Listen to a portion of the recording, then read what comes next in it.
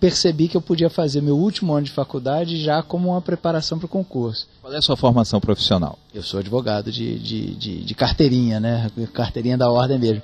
E aí eu já no último ano comecei a me preparar e fiz concurso logo em seguida. Já me formei passando em concurso. É porque normalmente é ao contrário. As pessoas primeiro estudam para depois então se tornarem professores. O senhor não, foi ao contrário. Já primeiro se tornou professor de concurso público para depois então resolver virar servidor. Exatamente. E me ajudou bastante, porque na hora que eu fui fazer prova, meu concurso foi celebrado o primeiro pela ESAF, depois o outro por uma fundação que eu já não me lembro mais qual foi, de tanto tempo atrás, mas já conhecia o modelo de questão, já via como é que era, já fui estudar com a percepção dos concursos que eu ia fazer, seja nas provas objetivas, seja na prova discursiva mesmo. Foi o único concurso da sua vida? Eu fiz 3 em sequência, acho que foi um da ESAF, o outro acho que foi Ciências Gran Rio, e talvez Carlos Chagas, eu já não me lembro mais.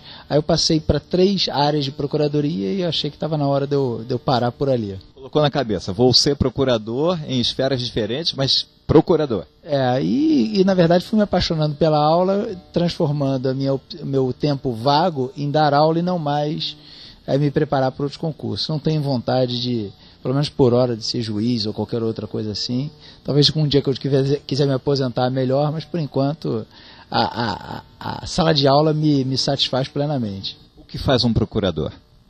O procurador, na verdade, é o advogado do poder público, né? O advogado do Estado. Então, quando o Estado tem uma demanda de fazer, por exemplo, um processo de licitação, para ver se está tudo direitinho, o procurador vai lá e analisa se os editais estão adequados, se está tendo um respeito ao princípio da concorrência, da legalidade, etc. E também defende quando alguém quer processar o Estado. Então, é o advogado que faz o trabalho chato de ter sempre que defender o governo. Quais foram os órgãos ou entidades pelos quais o senhor já passou como procurador? Eu comecei no INSS, foi o meu primeiro concurso, um grande concurso difícil. Depois eu fui para o Ministério da Fazenda, numa autarquia chamada SUSEP, autarquia de seguros. Fui fazer por conta da SUSEP um mestrado fora e quando eu voltei fui convidado para participar da Agência Nacional de Saúde, a ANS, que regula os planos de saúde, porque eles estavam montando um time ali para instalar a agência, que é sempre um momento difícil. E ali eu vivi até uma experiência curiosa, né? Os terceirizados ansiosos por fazer concurso para tentar fazer ali a passagem da efetivação, exatamente. O senhor tem a falar sobre a iminente aprovação das PECs 02 e 54 que efetivariam os chamados trens da alegria? Nesse período todo, quando a gente passa por muitos órgãos, a gente convive com pessoas que não são da fase concurso. E é inacreditavelmente distante a qualidade do pessoal que viveu o concurso, seja um momento que for, seja antes da Constituição ou depois, das pessoas que foram entrando na administração sem compromisso e sem nada.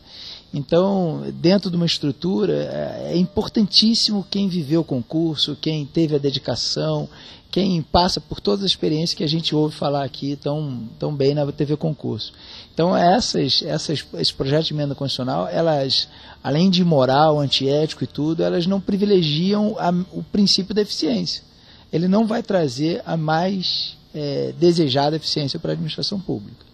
E o senhor, como professor, então, de concurso público, existe realmente uma diferença entre ser professor de faculdade e professor de concurso público, haja vista as cobranças dos editais serem focados em provas objetivas e não doutrinárias? Existe, eu costumo dizer, eu que vivo os dois lados, eu até atualmente estou licenciado da faculdade, mas eu costumo dizer que o aluno de concurso, ele demanda muito mais do professor. Então, a gente não vive num ambiente de concurso, o professor que não prepara a aula, que não tem conhecimento da matéria, que não tem qualidade para estar ali, porque o aluno vai expulsar ele de sala de aula. Já numa faculdade, não. Se esse professor aparecer, o aluno vai gostar dele, porque ele não oferece dificuldade, faz uma prova fácil, então ele vai se graduar. Ele ali está preocupado só com o diploma. Por que resolveu então virar escritor? E por que a paixão pelo direito tributário?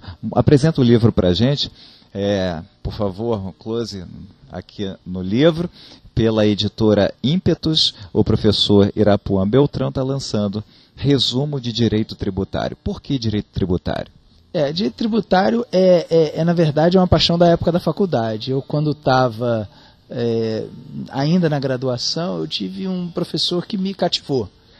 E eu sempre tinha vontade de trabalhar para o Estado. Então eu imaginei que aquilo ali fosse uma coisa que me atrairia. E a partir daquela contato inicial, eu tive o convite desse professor de fazer parte de uma bolsa do CNPq de pesquisa para fazer uma análise de uma atualização tributária. Isso já no início dos anos 90 se falava de reforma tributária, então a gente ia por ali. Então o direito tributário veio assim como uma paixão de graduação. E quando surgiu o convite de eu começar a dar aula, colegas que já davam aula e que viviam isso falavam assim, por que você não começa a dar aula de tributário? E daí foi desde o início de tributário. Outras matérias surgiram, mas a paixão mesmo sempre foi tributário. E a vontade de escrever veio da própria sala de aula, porque as pessoas acham que direito tributário é uma coisa difícil, longe, absurda. E, na verdade, eu costumo acreditar que direito tributário é uma coisa muito simples. É isso que eu ia perguntar. Para aqueles candidatos, aqueles que acham que direito tributário seria uma matéria considerada chata, o que o senhor tem a dizer para esses candidatos? Eu costumo dizer que a gente pode associar as coisas que acontecem no dia a dia, né? Então, por exemplo, essa virada de ano, por exemplo, só se falou de tributação o tempo todo. Se a gente começar a trazer para dentro do nosso estudo essas coisas que acontecem no dia a dia, a gente vai perceber que não tem nada de chato, muito pelo contrário. Ele vai ser uma coisa bem diária. E a ideia de começar a escrever livros, né, é nesse sentido de tentar colocar simplicidade para alcance de todos. Não precisa ser uma coisa complicada, chata, enrolada. Tem que ser simples. E o direito tributário consegue ser isso tudo, sim. É só a gente perder os preconceitos com ele. Esse livro é para concurseiros? Esse livro, na verdade, ele serve principalmente para concurseiros em geral. A gente já está na segunda edição, ele foi um sucesso na primeira. Mas ele serve também para o aluno da graduação que está querendo entender, fugir dos grandes manuais, que são às vezes complicados, mas ele foi produzido numa sala de aula, ele foi a evolução da minha aula em geral, ele é, como dizem os meus alunos, ele é o que eu falo em sala de aula, então ele é originariamente para os concurseiros, sim. Então ele tem toda uma preocupação de transcrever os textos de lei, transcrever as súmulas, colocar exercício de fixação, a coisa bem didática para aquele que está tendo aquele contato, que precisa perder o preconceito e o estigma contra o direito tributário. Só teoria ou tem também questões de prova? Ou fica para o próximo? Não, esse aqui tem questões de prova sem anotação. Eu tenho um outro livro, comentário de questões de concursos já realizados, e a gente está trabalhando aí em fazer outros livros comentando questões, porque a gente sabe que esse também é um caminho inevitável, né? O aluno que quer passar no concurso, ele tem que viver em relação a provas antigas, ver como é que está sendo abordado. Essa preparação que tanto me ajudou lá atrás, quando eu passei no meu, a gente sabe que é indispensável. Quem quiser encontrar o seu livro, procura onde, qual site? Esse especialmente no site da Editora Ímpetos, você vai ver lá a referência, nas livrarias todas, as boas livrarias todas têm, editoraimpetus.com.br, ímpetus com o final, nas livrarias todas e nos próprios espaços de concurso, dos cursinhos em geral, há sempre disponível, pelo menos eu tenho visto nos espaços que eu tenho circulado. Considerações finais do professor Irapuan Beltrão, uma mensagem final para os concurseiros que estão ali assistindo. Não deixem de estudar. Todo mundo que vem aqui fala do desafio do estudo.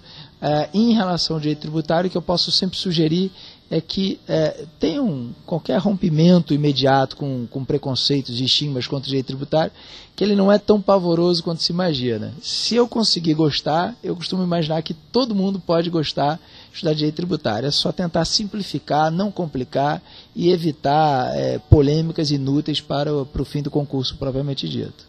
Muito obrigado pela entrevista. A TV Concursos agradece. Eu conversei com o professor de Direito Tributário, advogado e procurador federal, Irapuan Beltrão. TV Concursos volta já. Converso agora com a Andréa Filardi, ganhadora da promoção Bolsa de Estudos da Academia do Concurso Público. A Academia do Concurso Público, que é a apoiadora cultural do programa TV Concursos, está sempre procurando premiar as autoras e os autores das melhores respostas da seguinte pergunta: qual é o direito do candidato, se você tivesse o poder, que você incluiria nos editais de concursos públicos? As pessoas mandam um e-mail